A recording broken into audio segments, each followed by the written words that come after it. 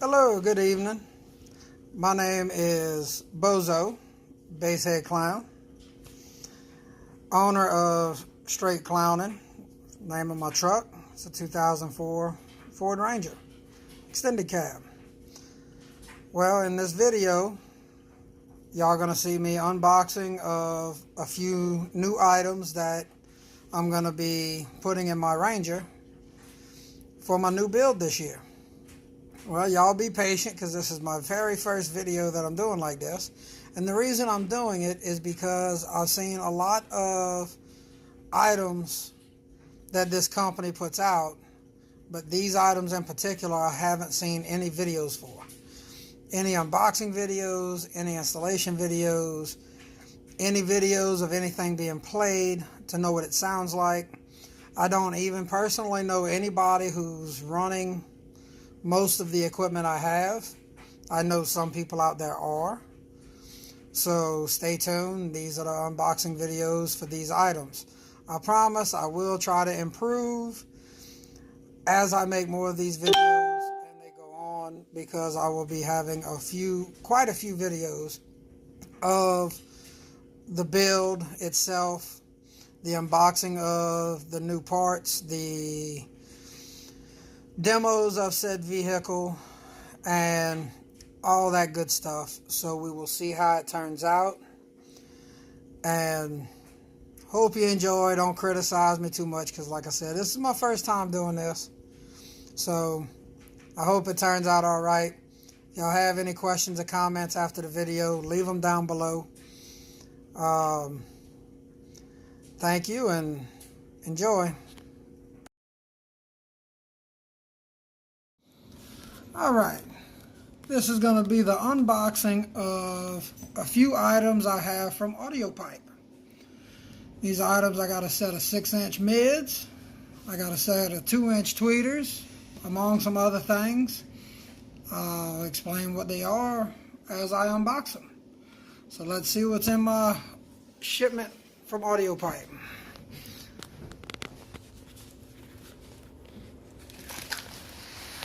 First, we're going to have the APMI 638SBC low-mid frequency loudspeaker.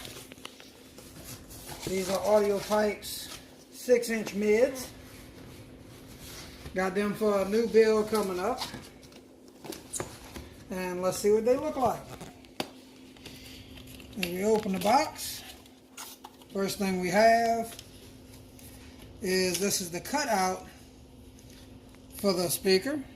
So then you have your registration, product registration, that goes over there. And let me tell you about the feel of these speakers. They are pretty stout.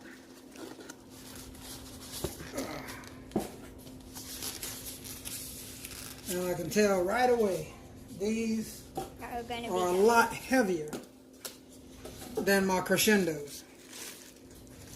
So I'm very surprised and pleased with these 6-inch mids. These are a completely sealed case basket. And look at that magnet.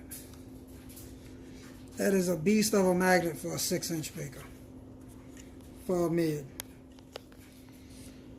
Alright, and these are said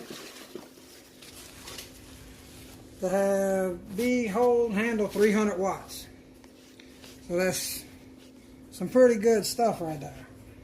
Can't wait till I get them in the truck and see what they actually sound like. But they should be pretty banging. Alright, that's the 6-inch mids. And if y'all have any questions about them, you're more than welcome to leave the comments and questions below, and I'll try to answer them the best I can. I want to thank Base Cop for sending me these items that I have, an Audiopipe. I'm sure it's going to be a pretty good build. Now on to item number 2. Item number 2 is way bigger. Is going to be the Audiopipe ATR 4061 2-inch super tweeter. These things are massive.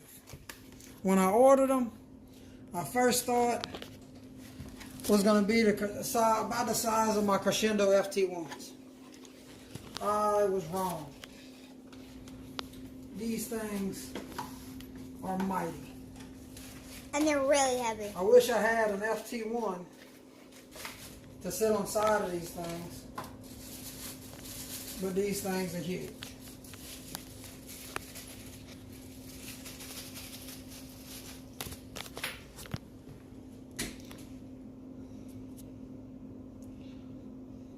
Output play. These things are huge and they should scream with the amp I'm going to be putting them on.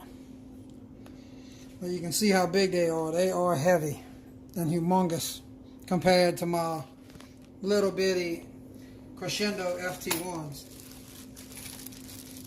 Well, I got 4 of these. These are rated 600 watts. So we're going to see what they take to push and how well they do. But the sheer physical size of them, they seem to be pretty good. But we'll see whenever I get them installed and hooked up how they actually do. But so far, I'm impressed with the highs and mids that Audiopipe has to offer. All right, let me see. What else we got in the goodies box? Yeah.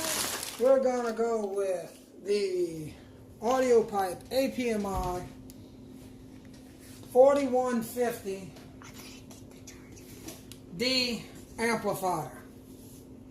Now this is going to be the 4-channel, full-range Class D amp that I'm going to be running for those 4 6-inch mids and the 4 super tweeters on this amplifier.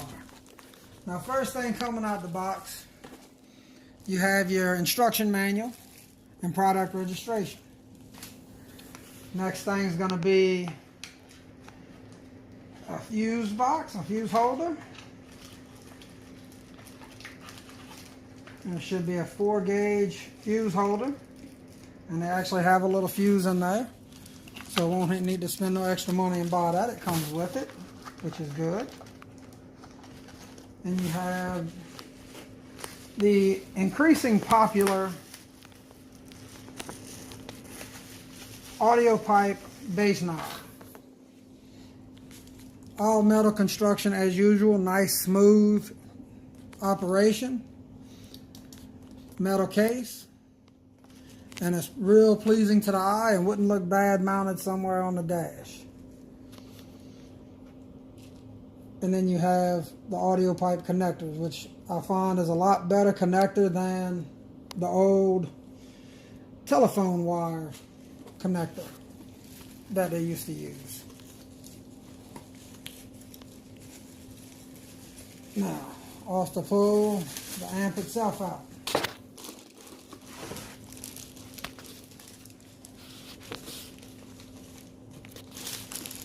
Now, I went with this amp, the APMI 4150, for the sole purpose of the sub amps I'm going to be running will be the Audiopipe APMI 2Ks. Now, you can see how big this thing is. It's not very big, not a very large footprint. You know, there's my hand on top of it. You can see it's not real big. This is my hand. It's very big. It's my hand. It is rated at 2500 watt by 4. You have your 4-gauge inputs and your 4 channels on this side. You have on the bottom, you have a nice cooling fan. And I like the mounting feet actually elevates the amp off so the cooling fan can breathe and have some airflow through it. So you don't have to worry about raising the amp off of whatever you're mounting it to. It's automatically with the mounting feet has that built into it, which is a plus for Audiopipe, a plus for any amp company, and they should take a little lesson from Audiopipe at doing that, because most of the amps I have, they sit flat. They don't allow for anything cooling. If you want to cool them, you have to put these special mounting brackets on there to get them going. All right, your next side, you have your RCA inputs for your 4 channels, and on each side you got your gain, your boost, your flat, your high pass and low pass, and your protecting power light for both channels. Wait, let me show. Okay. Alright, and that's basically the Audiopipe APMI 4150D 4-channel amp. Now, like I said, all of these products will be installed shortly in my truck. That's going to be the straight clowning APMI 2K Ford Ranger extended cab. I'm going to go with 4 15s, 4 Audiopipe. It's going to be 4 Audiopipe BD4 15s on 4 Audiopipe APMI 2Ks in a flat wall, all in the extra cab, no blow through, on a little Ford Ranger. Alright, on to the last item we have to show today. Oh, no, I'm sorry. We got 2 more items to show today. And we're going to save this for last. But we have the Audiopipe EQ709X equalizer. Now, this is a 7-band EQ, and it's, from what I've read, it's just like the 909X. It just only has 7 dials on it instead of 9. And you open it up and you got your EQ. You got your power wire and stuff, your mounting power ground remote, little fuse that comes with them, it looks like, and some mounting screws. You have your instruction manual and your product registration that comes with it. Now, with this EQ, you have your 7-band EQ right here that goes 50 Hertz, 125 Hertz, 315 Hertz, 750 Hertz, 2.2 kilohertz, 6 kilohertz, and 16 kilohertz. Tell you, this thing is light, but to me, it's kind of has some weight to it for being so small. And it's a metal bracket, metal casing. It's not plastic like some others. And then you have, on the front side, you have your fader, your master volume knob, and your sub-level knob. And you just turn it and click it in when you have what you want. Now, on the back side of this thing, you have all these RCA wires. Well, first, this is your where your power, your ground, and your remote wire go to turn it on and off. Then you have all your RCAs. This is your main in. This is the line that comes from your radio for your RCAs. This is where you want to send them.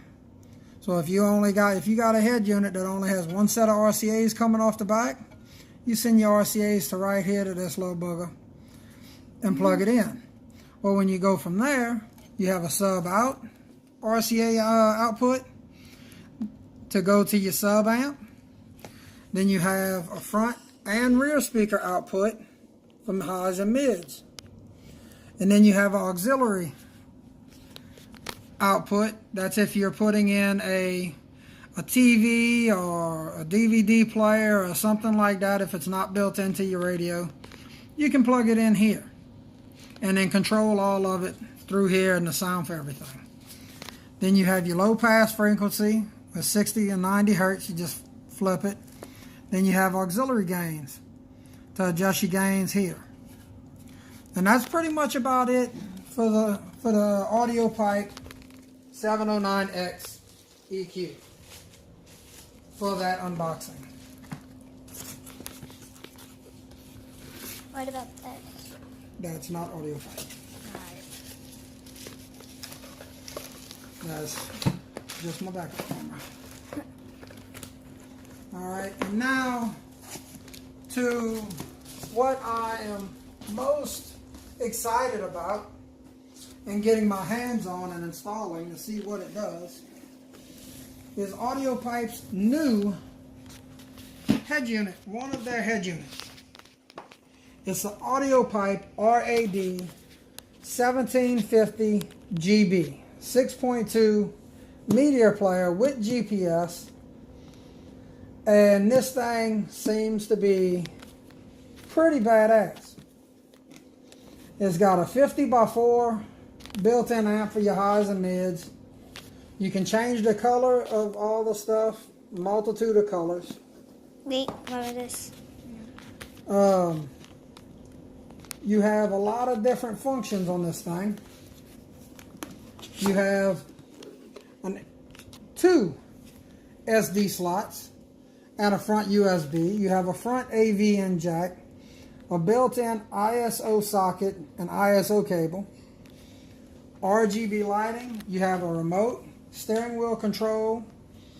It's a 4-volt line out, external mic jack, external microphone included, 4 RCA line outs, reverse camera input. You get a GPS cable included, and a 4-volt subwoofer line out RCA.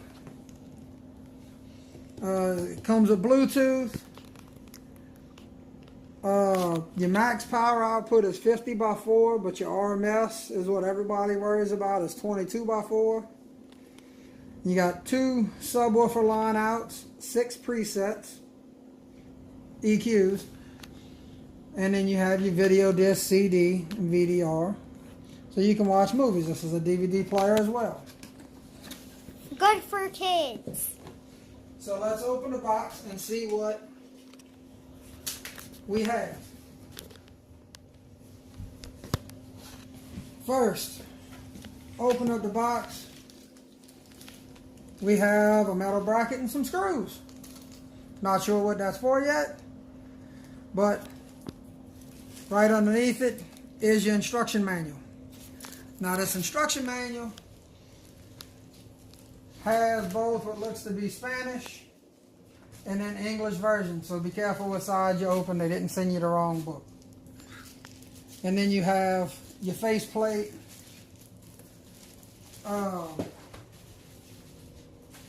Where'd you go? Your faceplate bracket to put on. You have your power wires all right here.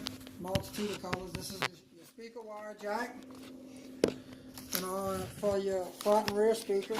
This is how you do this, and you plug that in the radio and wire up your speakers if you're not going with an amp. This is your power wire power function. You got your ground, then you got your 12 volt, then you got your blue, which is your remote wire, and then you got your 12 volt constant. So let's see what else is in here. First off, this is your GPS antenna that comes with it. Plug this into the back of the radio. I'm not quite sure where I'm going to plug this in at or where I'm going to put it, if I'm just going to leave it tucked in my dash, or if I'm going to mount it on my windshield or on the dash, or what I'm going to do with this yet. I wasn't expecting this to be in the box, but we'll see what happens when the time comes. Next thing in here is going to be, this is the external mic that comes with it. Put that there. And there's supposed to be yep, there's the remote. And there's your Audiopipe remote to be able to, I operated. Now, let's get the box out of the way so I can put this down on the table in front of me and see what we got. See what this thing looks like. Now, first thing, this is a 6.2 inch screen, doubled in. Here's your auxiliary in for your auxiliary jack. Underneath this little flap, this opens up. Just flip that tab up, pull it off, and there you go. You have 2 SD card slots. So if you got a multitude of music that you want to keep in the radio, or if you're a bass head and you go to competitions, you have an option now. Instead of using just your USB, you can use an SD card if that's what you have your music saved on. Then you got a master reset switch on the radio. These I find are usually most common on the back of the radio, which this helps. It's good and bad that it's on the front. It's good that it's on the front because you don't have to pull the radio if something happens and you have to reset it. You can just hit the reset button. But at the same time, it's on the front. So if you have children that like to play in your truck, and my cameraman is getting a bit goofy, they might accidentally hit the reset button. Then you got your internal mic right here, so if you don't want to hook up the external microphone, you don't have to if you're in a small truck like I'm going to be. Yeah. So I'm not going to hook up my external mic because I don't need it. I'm probably not going to use my Bluetooth all that often other than to stream music. Yes, it's hands-free. However, when I'm in my bass truck, so tight quarters, I can use this little mic. I'll be so close to it. Then you got your volume up and down. And then this is for your GPS. This little button is a GPS button and your main menu button. Now on the back of the radio, you have where all the goodies are. Now, these are all labeled pretty good. I like the way they label these. This is for your external mic. If you're going to run that external mic, this is the jack for it. Then you have this purple cable, which is when I run and hook up my backup camera. The backup camera requires a 12 volt constant. Well, lo and behold, it's got a 12 volt constant right there for me. This is your parking brake wire, which they don't tell you how to bypass it, but everybody who owns it got a DVD player on their head unit that likes to watch DVDs knows once you engage this, you can't watch DVDs while you are driving. So this is going to get bypassed in my vehicle. Shh, don't tell nobody. All right. Then you have your remote wires and a remote ground coming out of here. All right, moving on, you can see all the different RCA outputs on this. First, you got your antenna here. Then this is for your GPS module to plug into. And you have your little fuse for the radio. And you have your front RCA's out, your rear RCA's out, your AVH in, and then you have your subwoofers out. And then you have all these down here. You got video, couple videos out, video ins. So this is going to look pretty good, I believe. I hope so. In my little Ranger, once I get everything set. Because I am bored in the car when I can't have your phone. Well, camera. Well, let's see how's this going to go in there. Well, I gotta... It slides in and snaps in place just like that. Now be careful because that piece is a little flimsy. You may not need it. You may need it depending on your installation and what kind of dash kit you get to install this thing. Well, thanks for sitting around with me with a couple of these unboxing videos. And there's more to come. Finish the build. And once I have all the parts in and I get the build complete, I'm going to post a video of the installation of all these items. And have a video of when it's playing to show you how good it sounds and how good it's going to be. So until then,